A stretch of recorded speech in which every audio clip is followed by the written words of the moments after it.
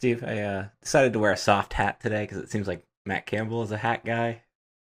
So, you know, the wiener dog. You got the whole Matt Campbell thing going on. You got a soft hat and the headphones. Ah, It's that's true. great. Yeah, that's true. Yeah, Um, are you prepared? You were panic scrambling looking for your headphones a few minutes ago. they're in. Okay. I can hear you. Can you hear me? Yes. Okay, we're good to go. Okay. The name of this podcast is Stuff Summer Says with Steve. Steve. And unlike last week, it's about a coach because there is a coach to talk about. Um, and what a process to get to the last 24 hours after the preceding 6 days that were probably some of the craziest I've ever experienced as a Penn State fan. So we're gonna spend a decent time. We there's a lot to talk about.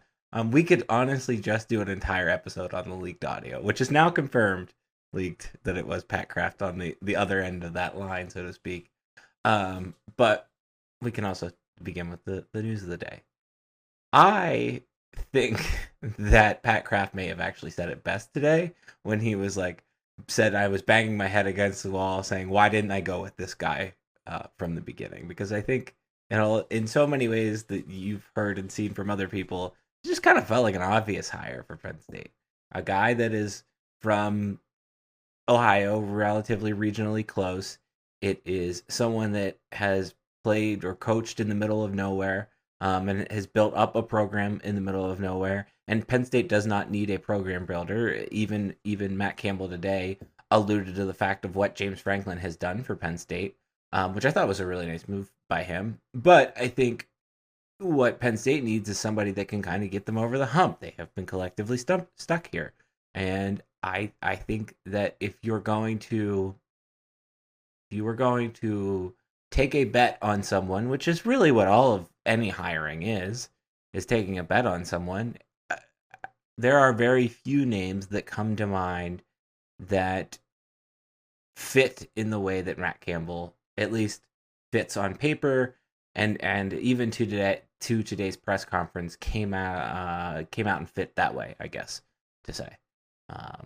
So all of that to say is, Pat, why didn't you call him first? And apparently you tried to call him first, as Matt Fortuna reported, and you didn't have the right contact number. So maybe why didn't you have the right contact Maybe number? that's why he was banging his head against the Yeah. wall.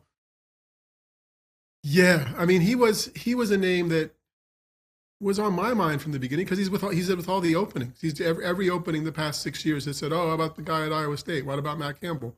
So when he wasn't on the list for Penn State, it felt like they were reaching beyond for something they didn't need, or they were trying to prove some. I don't know. I don't know what they were trying to prove. Maybe they were just proving they couldn't find the right contact number for the guy. Because if it doesn't seem like what you see is what you get. So if you're paying attention, and admittedly I wasn't. I know Iowa State's winning. He's a good dude, it seems like.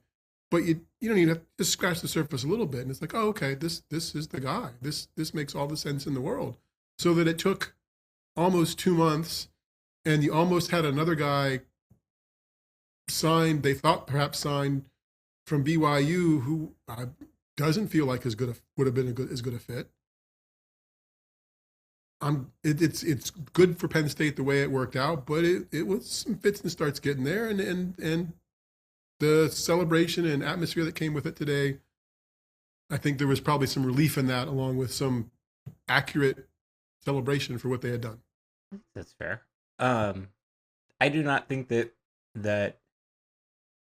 Kalani Sitake could have gotten up there and been as emotional about his grandfather or great grandfather, I forget which one it was, that owned a coal mine, and or could have expressed what Todd Blackledge meant to him growing up, and even to his dad. And I it's not a knock on the guy. I just think in a lot of ways that's the fit. I am I am not concerned, but I'm interested to see from the just X's and O's standpoint of how this plays out, how a Big 12 coach does. But of the Big 12 schools that have played more closely to how any Big 10 school plays, I think Iowa State probably fits right in. I think that's one of the reasons why they've always kind of consistently played Iowa.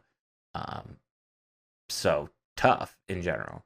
I don't know. I like it does feel like today was half celebration, half like we just wasted all this time and energy when it was so painfully obvious. And I think that actually adds to my general sense of frustration with this process, because I do think the process was a gigantic mess for kind of no reason in some ways. Like I think it got tense and stressful for a lot of different reasons, which I think we've documented every single one now, or on this episode we'll at least complete that journey. But I and it's stuff like that I guess all that is to say, it's stuff like that makes me anxious about just like the decision making of overthinking, which is just seems to be the sub brand to any athletic department, let alone Penn State's.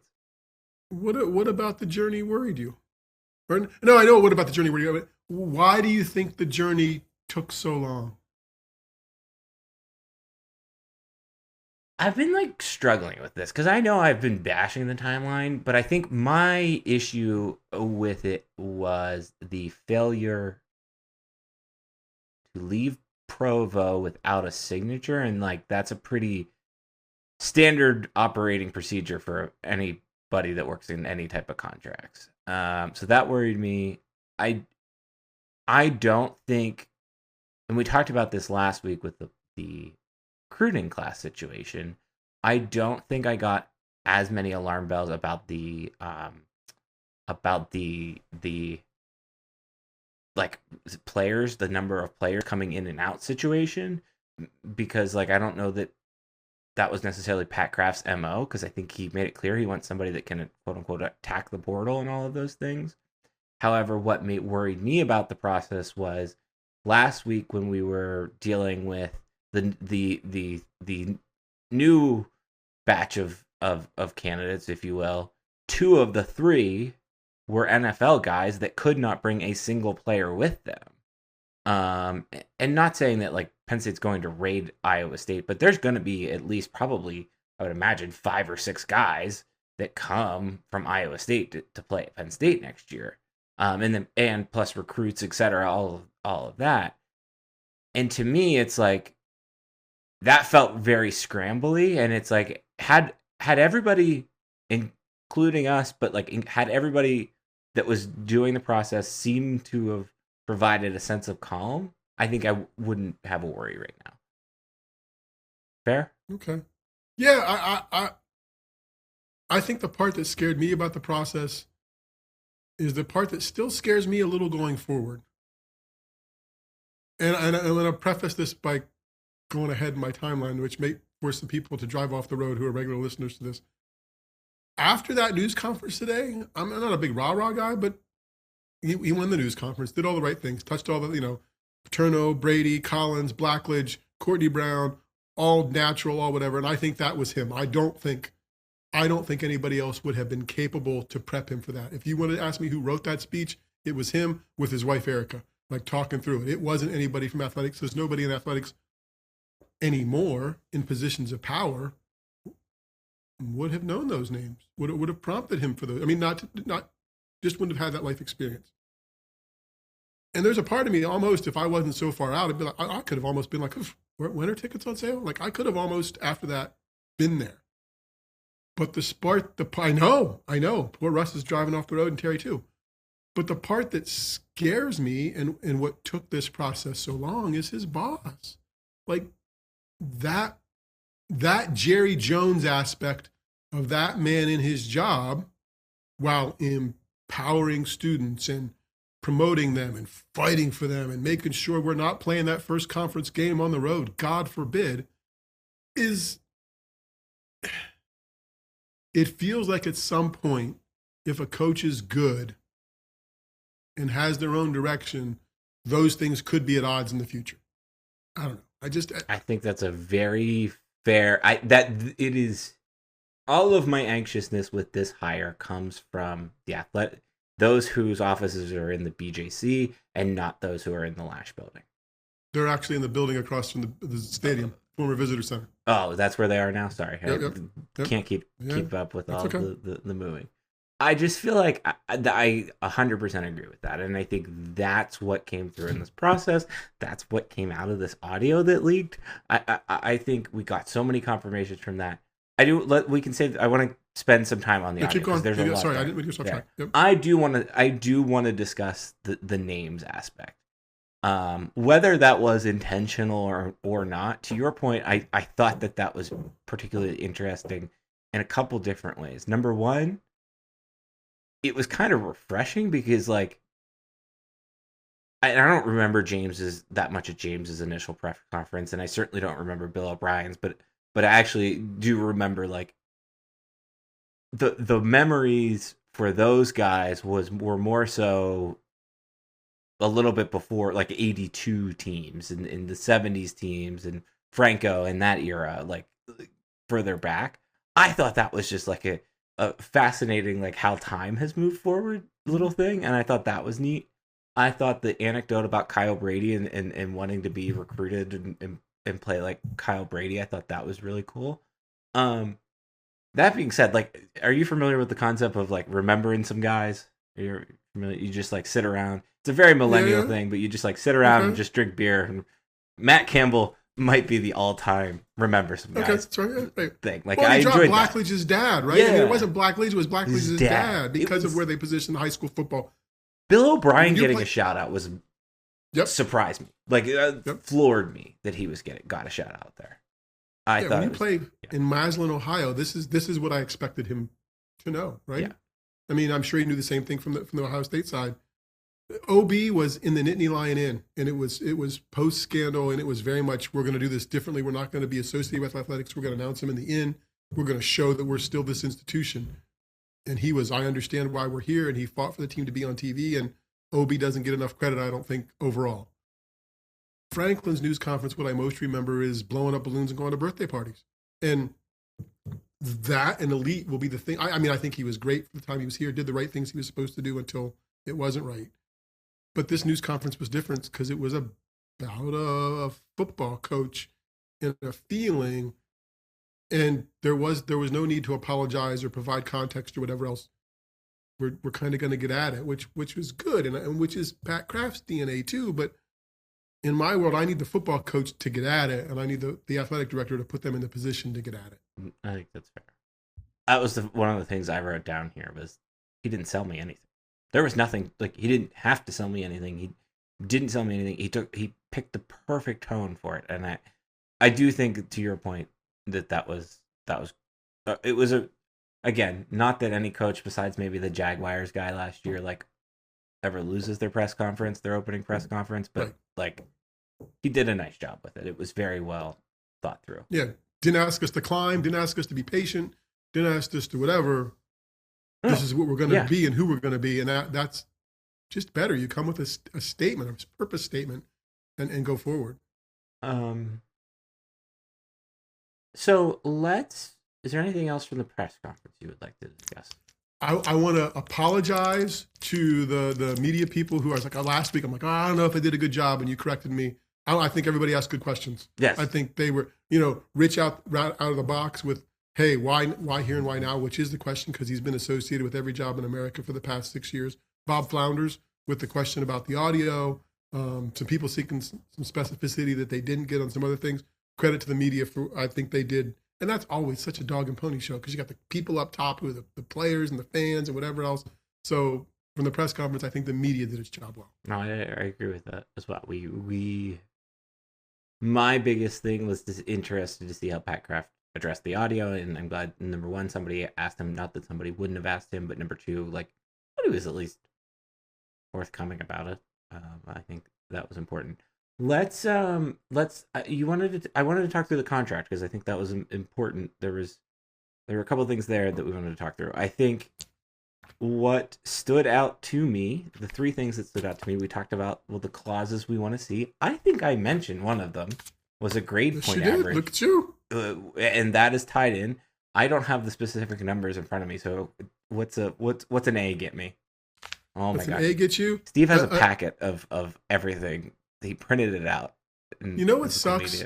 when people come to do stuff like this, Yeah, and they're not prepared. that's fair. Realistically, they're just making shit up. That's fair. Not that I've ever been prepared for any time other than this one, but because still. I tried to go to the contract link and it's not working on my computer. If you get a 3.0 and a 3.9, if the team gets a 3.0 and a 3.9, the coach gets $75,000. If you get from a 3.3 to a 3.49, he gets $100,000, and a 3.5 and above gets $100,500. That's all GPA based.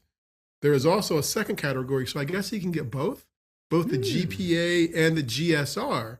So the grad GSR starts at 90 to 92 is 75. So apparently, so I was wrong. I was saying that academics isn't as much as athletics, but if he can double dip in GPA and GSR and everybody's good, it could be $300,000 if everybody was really smart. That's a decent chunk of change for kids going to class, which kids again I would be in favor of. Knew that was in there for the reason. Sorry. The biggest thing that's the other two big things that stood out to me.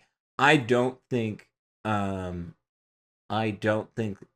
we've ever seen, at least publicly, a coach with a basically automatic 1-year extension clause, which James Franklin did not have, and that's for making the college football playoff.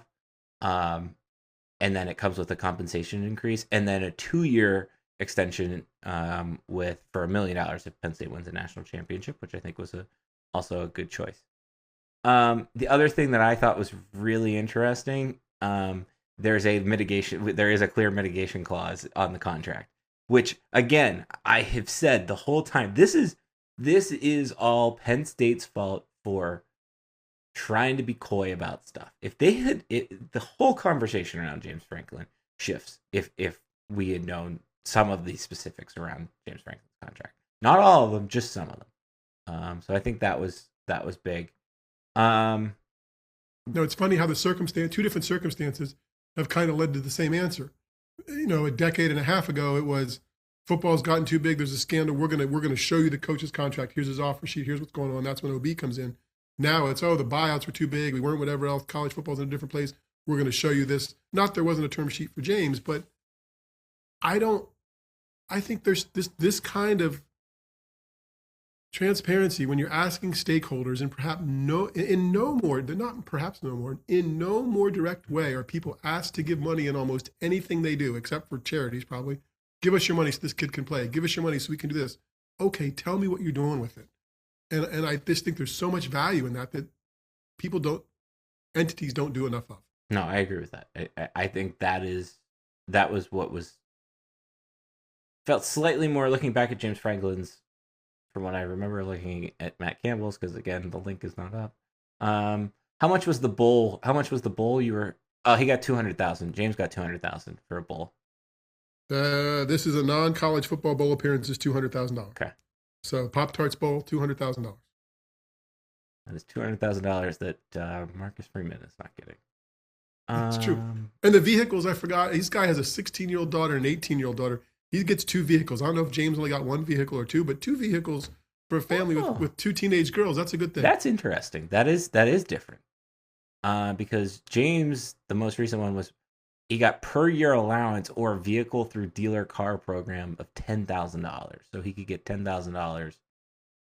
So this is 2 vehicles to the coach for the term of the agreement. Look, as a guy who had 2 daughters who are just a little bit closer together than this guy's are, that's going to alleviate some headaches. Plus, he's got his wife's got to run kids around. Good for them. That was smart. Anything else about the contract stand out to you? No, I mean, we talked about. Well, we didn't talk about it. There's that automatic, basically 1-year renew. Well, no, we did talk about it. It's the retention bonus for $1 million a year. Yes. So basically, if he sticks around, I mean, the base is 8 for next season, but if he sticks around, it's another $1 million. Yeah. So, and James was $500,000 a season. Was his retention bonus. So there you go. I mean, and I think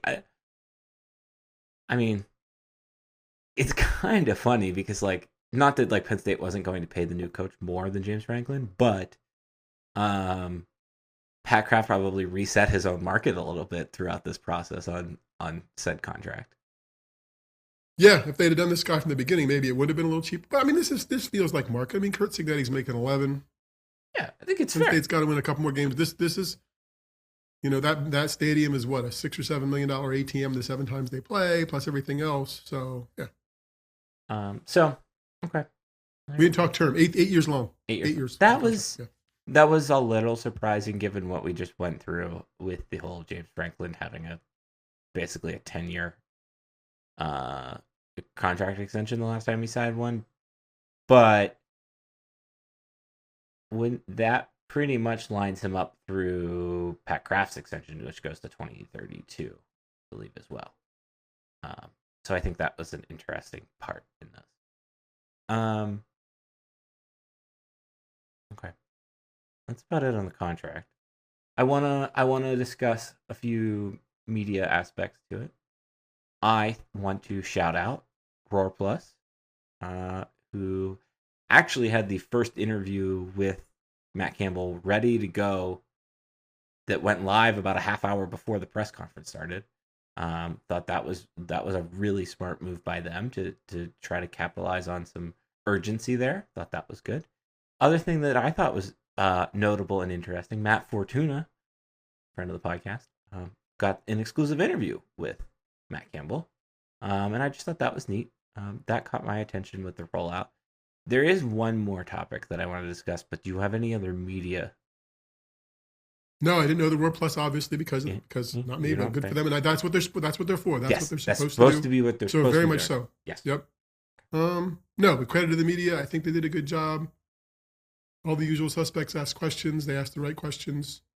But no, it looked like it went off the way it was supposed to. Okay. Because those things always have the hangers on with the families and the poobahs from the administration or whatever else. Yeah, and part of that process is usually some sort of photo, right? And usually there's a photo that's taken with the jersey, and maybe some years it's like what year the coach took over, and other times maybe it's the number of the coach, right?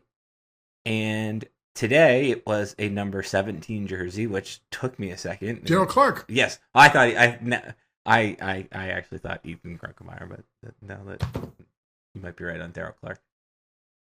Wow, that's actually funny. I didn't talk about that. That brings me to my point. We have spent last 2 months just being like, rally around Terry Smith. Even Pat Kraft himself was like, rally around Terry Smith.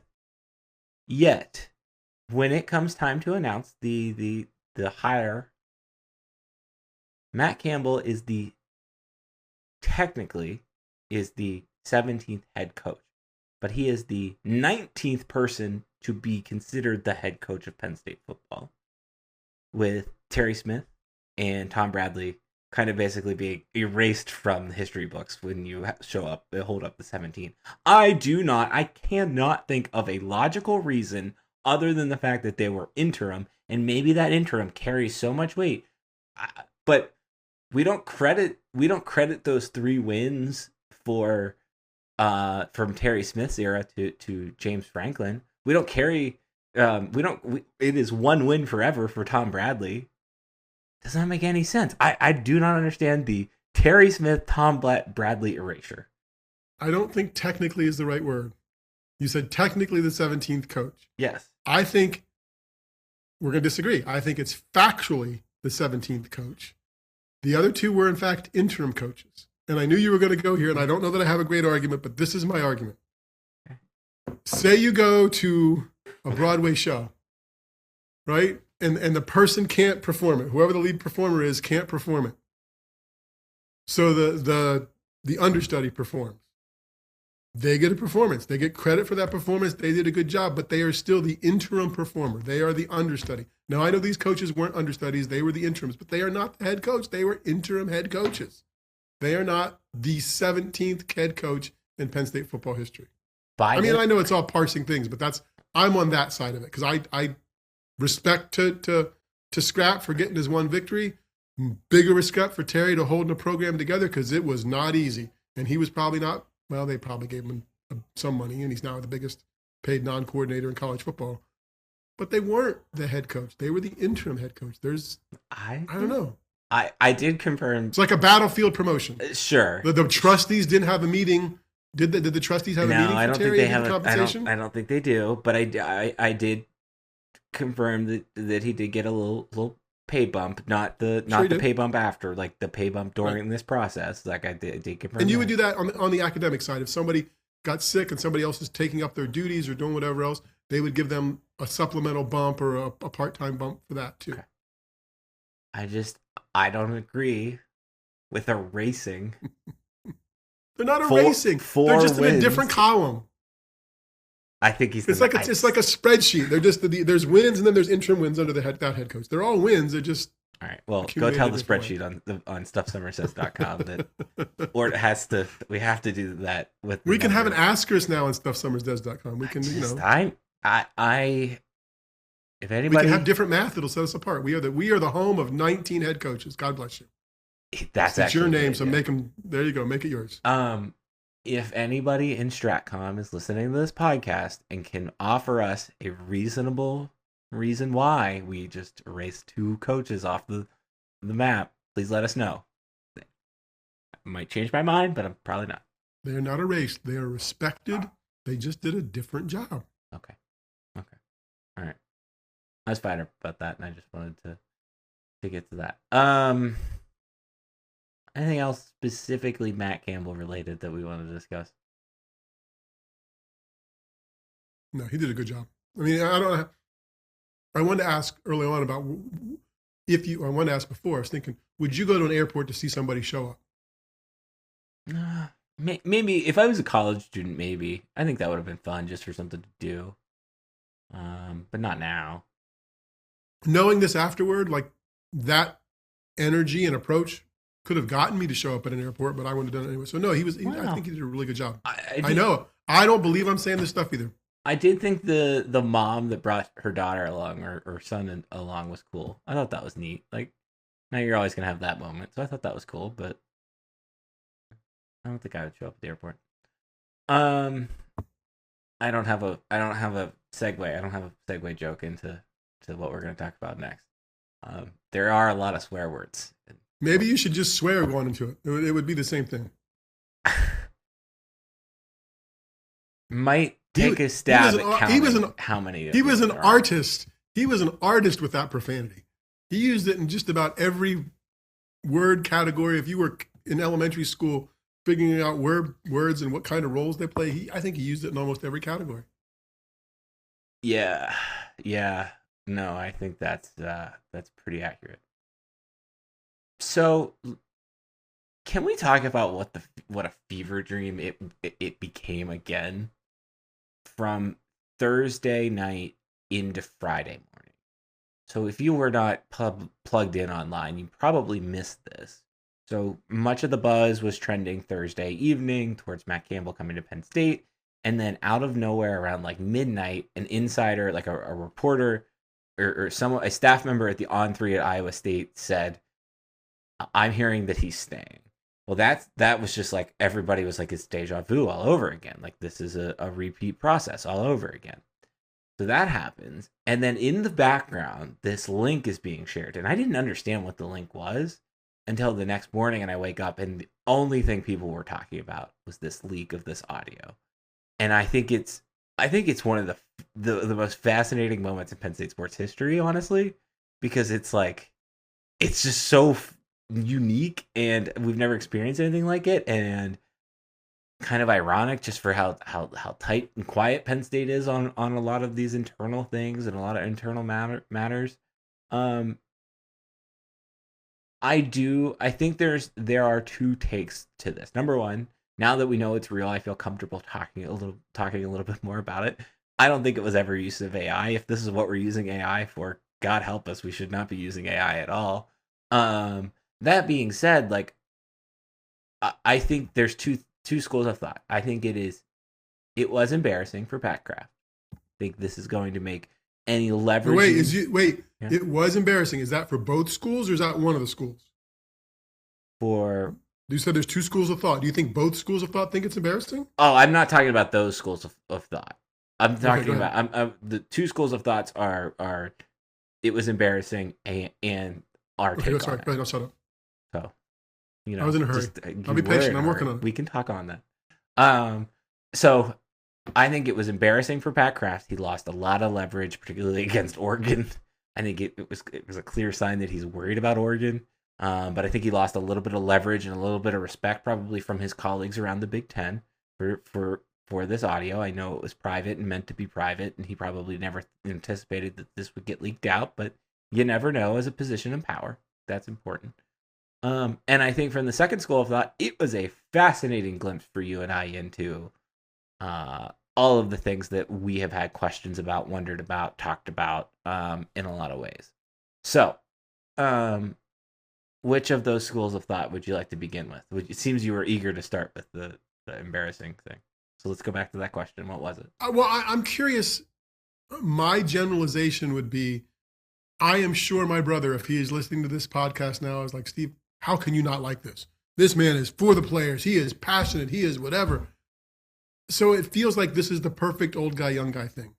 But you aren't there. You aren't. Look at. I think this was. I don't want this. I want Pat Kraft to not pander to the audience here. I want Pat Kraft to be a leader. Well, he certainly didn't pander to the fans. God forbid. No. I mean, the stuff that gets overlooked in this thing. I mean, A+ credit for the use of the F word in every possible way. Good for Pat.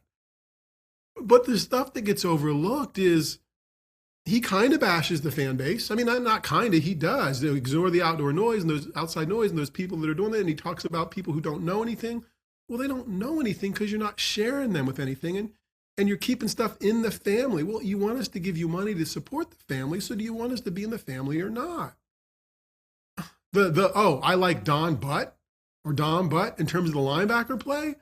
Sorry, aren't these kids his teammates? Look, we wanted to get you a stud receiver in the transfer portal, but we didn't, basically. I'm paraphrasing all this stuff now. But we didn't. So he's bashing the receivers they played with the whole time. Those kids from here who went to look at Virginia Tech, F them, they're not even top 500 players. Well, if they were on your roster and they're not top 500 players, then why did you have them? And why are you bashing them again in front of their team? It just... this is an old thing, and I know how old I'm going to sound and curmudgeonly and whatever else. It was just unbecoming. I expect more of the athletic director to be a leader and set a stand. And unfortunately for me, that is not who this man is. I'm sure he's a great, accomplished man, wonderful father, wonderful husband. I don't need him on the sideline breaking downs to make tackles. I need him crafting relationships and doing the deals, doing deals that he said he was going to do and maybe will still do. Maybe I am not fit for the current world of an AD like this, but I just expected more. And I think it dumbs us down for him to even to talk to the players like that. These are college students ostensibly going to class, or maybe they're going to go to class someday. Let's have a conversation about what's going on instead of the F this. So what? And then what kind of show am I getting if that's authentic, if that's who he is? And a friend of mine said, oh, well, the question they should have asked is which one of these is him? If that's authentic and that's who he is, then when he's there today, and I appreciate the apology and I wasn't offended. I just was a good look at who he was. But which one of those is him? Which one is, and you can be both, but I don't know. I struggled, appreciated knowing how much Arch Manning's making, appreciated knowing that Texas Tech is paying him $40 million. Appreciated that Penn State's going to pay $30-some million next year probably too, because we're going to up the ante. So lots of good information, but it just felt less than of the person in that seat. We have somewhat operated off of a caricature of Pat Kraft. Obviously, like we have not necessarily we don't work with him. We haven't interviewed him, but we have all of the transcripts that we have available, all of the conversations with the media that we have available. We have the Roar Plus interview, which I think is actually really important in this. And we have just the actions that we see from him on the sidelines, all of those other things. I think you hit the nail on the head there, just about the way that this looked and felt. And I think that was what was so embarrassing about this. I think it really was an embarrassing moment. And I don't know. I get concerned that this is the way if this is the way we're running things, this is the way we're doing things, like, is there business intent in this? Which this is a business. Like, he is running a business. He is the CEO of a $200 million a year business. Does that, or are we just running it, to your point, like Jerry Jones, and we'll figure out the money later, and don't worry about this, and all of this stuff. I thought the fan aspect was probably the I just thought that was a little tone deaf, and again, I know that he didn't. Made you feel old, didn't it? You were in a minority. What the fans love this stuff. No, I think I cannot oversee, like there is a clear fence there of him saying that versus me being fired up. I think all in all, this is not like the Watergate tapes, right? Like, it's not anything that damaging. There's nothing illegal going on. It's just he's gonna cost himself some relations. And I do think that Penn State, going back to Matt Campbell in the coal mine, I do think people really respond to that and are fired up about that. But I think, to me, it was. This is why I see the intent of people releasing it. I just think that it backfired in the attempt to release it, because I don't think this accomplished what they wanted it to, because I don't think that, not necessarily unfortunately, but I think you and I are in the minority, the super minority, of how we think about what we learned in this article, or in this this leak. The two best things that came out of the coaching search and result at Penn State were the hiring of Matt Campbell and the bit of transparency that came from the Pat Kraft tape. I mean, just understanding how he thinks, just understanding what he says. His competitiveness is great. I just, even if you're delivering it to football players and the Players Council, it just feels like you deliver that message differently. And maybe I don't deliver it differently, and that's why I'm not an AD. And maybe that's why football players won't respond to me. But I don't think it's the AD's job to fire up the football players. I think it's the coach's job. And I do think that the line today in the news conference, all of my athletes know they can come to me at any time. Great. You're there for them, but there should be a layer between you and them. They should go to their coaches should have their backs in that way as well. And I sure, the man is talented and balance is all he needs to do, but a little less focus on keeping the athletes happy and doing the deals to make them happy. Not that you can't do both, but I would lean toward the other way. Let's put them in a position to be happy, and I don't need to be down there at the locker room door with them.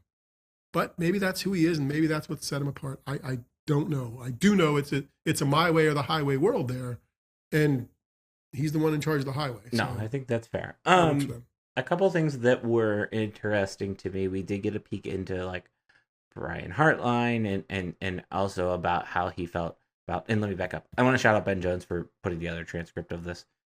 Yes, thank you, Ben. Thank you, Ben. I thought that first off, there was just the general vibe around Oregon. There was the Brian Hartline point around Ohio State, and then just how he recruited wide receivers, and then also, I'm sorry, I'm just reading the. We're gonna say some F words and stuff like that, folks. So if you've got kids listening or whatever, maybe skip forward this part or earmuffs. We probably need to change the way. Need to fucking change the way we recruit, because Alabama ain't shit around Alabama. Oregon, have you all been to Oregon? No shit. There ain't shit going on there. It's a bunch of fucking weirdos. Ohio State, it's the one thing our fans don't understand. It's a city. And I think that was an interesting point, because first off, there was just the Alabama point. It seems like he's discussing the situation with King Mac. We don't know if it's actually him in the room, but there's a player that was at Tuscaloosa or been in Tuscaloosa, right? So it kind of had to be him. We do know Tony Rojas is also in the room. I just think that was interesting.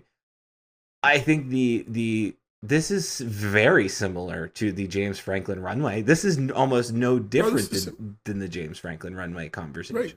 I didn't think of it till now. This must be. I haven't been to Athens, but perhaps this is why all the Georgia players have to drive so fast to get to places. I mean, it just doesn't. I don't understand. I mean, I don't understand why you would bash the place you're at in front of the kids who are here. I think That I makes thought no that sense. was weird. Yeah. There's something about being here that's special. Let's lean into that as opposed to saying, "Oh, you're in the middle of nowhere. We understand, but we're still going to get you here." That creates a separation between them and other students, between them and the community. You can't say come to play at Penn State because it's special and then bitch about the town. I thought that was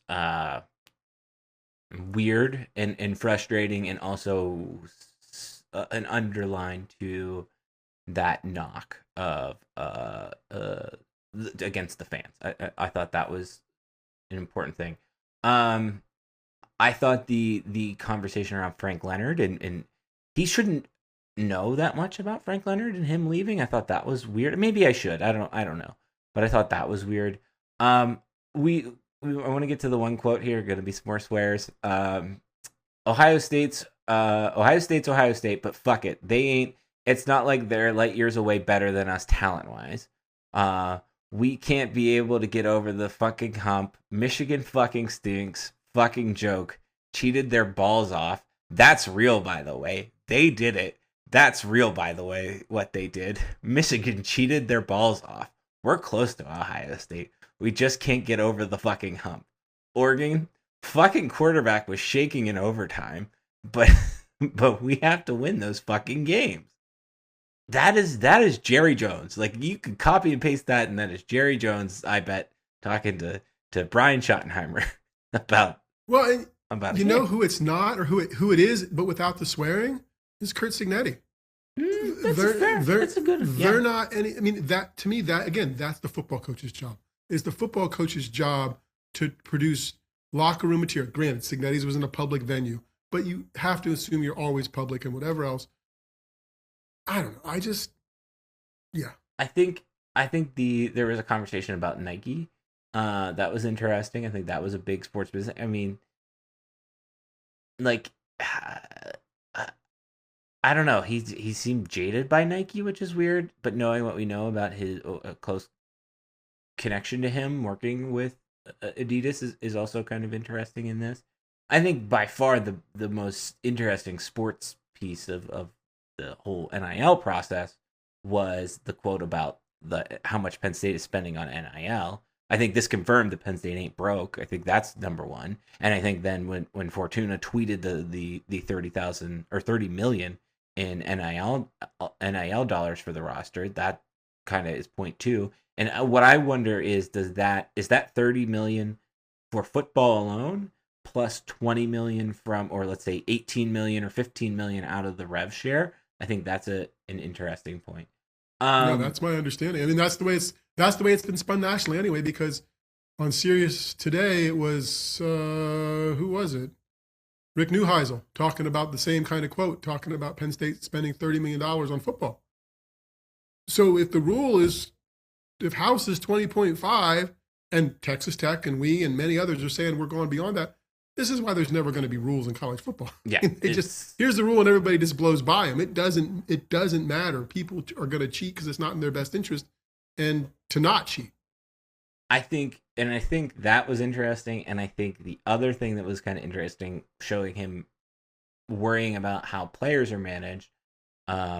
Apparently, we learned that 103 players were getting NIL funds out of this. And it says a lot of other places is 60 to 70 players, and effectively what they're doing, you're late for class, you get a fine. All of these other things that kind of more so behaves in the NFL model. We're only going to pay the top guys, and I think that's an interesting thing. No, I thought that was good, or not good, but I just thought that was interesting to call out. I don't love the quotes really about like I'm just gonna read the whole Iowa rant.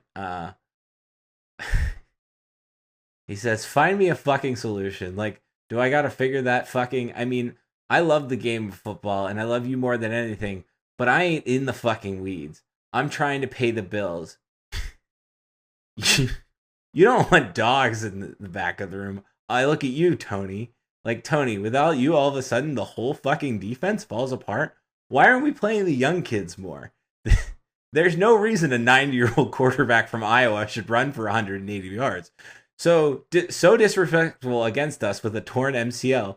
So we, in to credit, have to play the young guys. They're making mistakes, at least, but that's what we have to get people to understand. That was in there, I think, is the part where he said the thing about Dom. I don't know if it's in Ben's article. Not like just not a thing an AD should be saying. I don't think. No, I mean not criticizing another team's quarterback. I mean, this is going to work for him. And in 3 seasons from now, Penn State's going to win its football national championship for the first time in 45 years, and it will be because of the passion and determination that Pat Kraft has brought to the program, and that's his style of leadership. And I hope Penn State is successful. As we've talked about many times, it's probably not my financial support that's putting them over the top, but I expect more and better. And I mean, I guess I expect more and better in Washington, D.C. too, so that's turned out really well. So I don't know. I do know. I expect more and better, and that's what I was disappointed in. This was not more and better. This was more. It just wasn't better. But it's a blip, right? And it's over, and people are going to move on, and I think that's fine.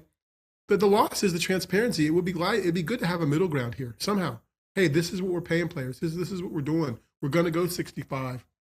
This is what number 1 gets. This is what whatever gets, and this is why we need your money to support us. If we ever got to that model, I might even be tempted to come back and give my few little dollars because they're telling me exactly what it's doing and how much kids are getting paid. I think that's a very fair point, and in part what made this so interesting was that transparency.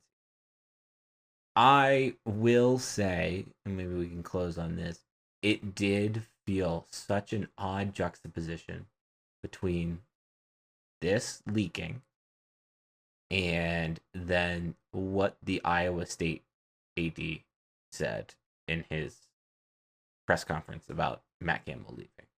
And it was like, this is, I'm not saying that, like, again, not saying that you can't be passionate, not saying you can't be whatever, but that was a better look for the Iowa State AD than Pat Kraft had all week. And I think Pat Kraft has to, and he even says it here, Pat Kraft has to work to make sure that he doesn't fuck this up.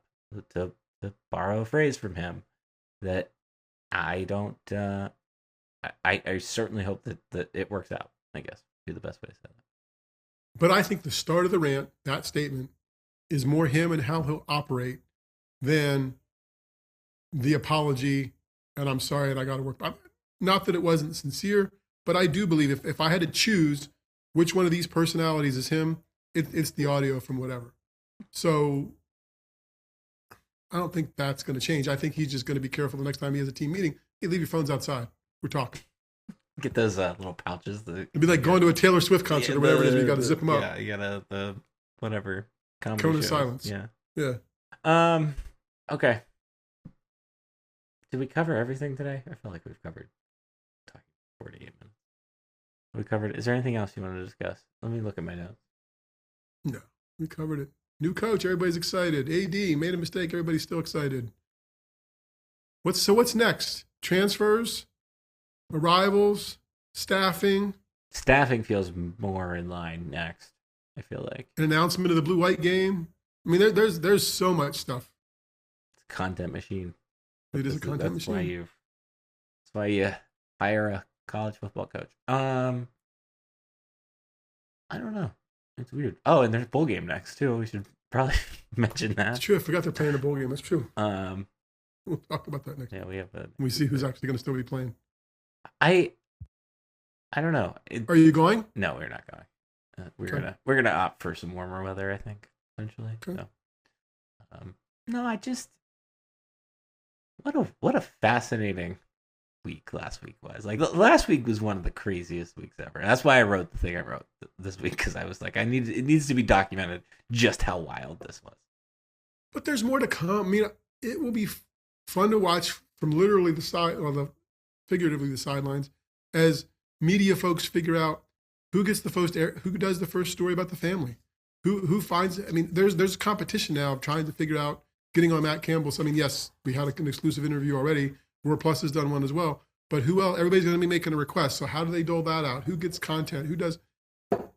From the media side, which is kind of our bailiwick, it'll be kind of fun to watch how that plays out. Yeah. No, I thought the content machine roared on last week, and I thought it was great. I thought it was, we do. Please go read Rich Garcella's column about the hiring of Matt Campbell, and the kicker that he put at the end of that article. We do have to start thinking about our Hall of Fame here coming soon, Steve. And I think we should find a way to just put the kicker of that article specifically into the Penn State Sports Hall of Fame. We'll put Rich in there one day too. So, all right. Here's what's on my mind in terms of what's coming this week. We will. I want to go through the Pat Kraft thing now that it's kind of confirmed. Want to highlight some of the things he talked about, kind of like we just did there on the podcast. I think that's big. Probably have some thoughts about the coaching situation. We should probably have something there. I think next week we will have a survey go out when people are a little less fired up. I mean, we'll see. Maybe later this week we'll see. There, I did promise one though. I think we are going to hold off on doing a coaching tree / proximity map for Matt Campbell probably until the new year, just so that the coaching staff can kind of get settled in terms of who's going to be on it, because I don't want to have to update it 17 times basically, because it takes a little bit to do. That's about it. Like that should get us to where we need to go, and then get us to the bowl game. Well, we'll have all the usual stuff on that. Technically 2 days before the bowl game is Christmas, but we can make the depth charts your Christmas present if you really want them. People. Look at you, that's great. So, you're gonna have some people probably opting out, so you have to pay attention. That's the thing, yeah. So, maybe we should wait till the 26th, till Boxing Day. So that's about it.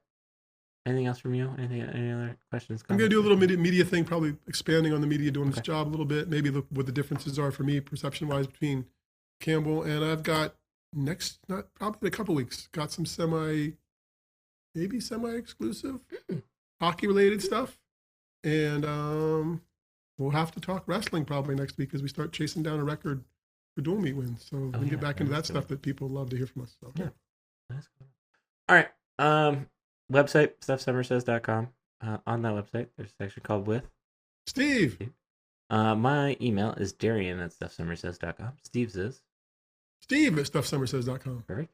5 stars, thumbs up. Appreciate that. And lastly, you can find me on the internet at Stuff Summer Says. You can find Steve Steve Samsel. See ya. Bye.